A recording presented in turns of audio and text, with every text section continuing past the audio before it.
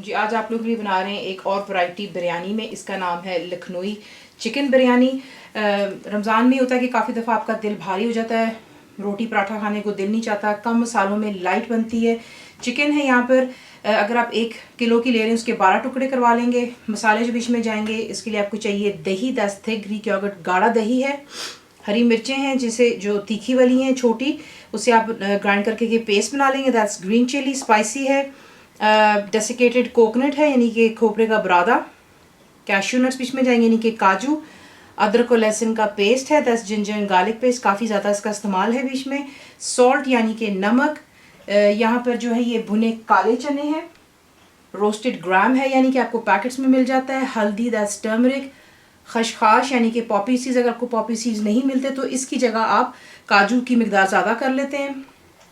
पिसी हुई लाल मिर्च, दैट्स रेड चिली पाउडर, ज़ाफ़रान है ज़ाफ़रान यहाँ पर है, और केवड़ा वाटर एक एसेंस है। चावल जो है आपने 80% बॉईल कर लेने हैं, तेल में बनाएं, घी में, आपकी अपनी चॉइस है। आपको दिखाते हैं इसको बनाना किस तरह। सबसे पहला काम जो हमने चिकन को करना है मैरिनेट, तो चिकन में आप डालेंगे जो कि दही है, जिंजर एंड गार्लिक पेस्ट जाएगा बीच में,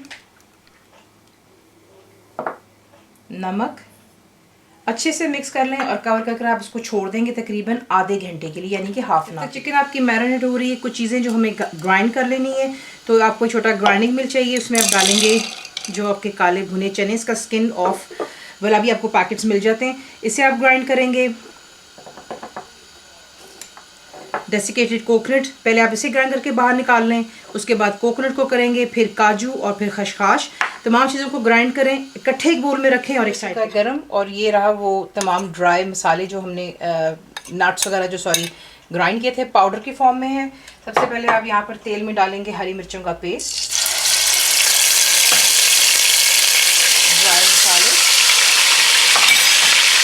हल्का सा चमचा हिलाएंगे हम इसमें से ताकि कोई चीज़ लग ना जाए, क्योंकि तेल गर्म है तो जाहिर सी बात है तमाम चीज़ें जो एकदम से बीच में भून जाती हैं। तो ये कर लेने के बाद आप बीच में ऐड करेंगे जो कि आपका मैरिनेटेड चिकन है,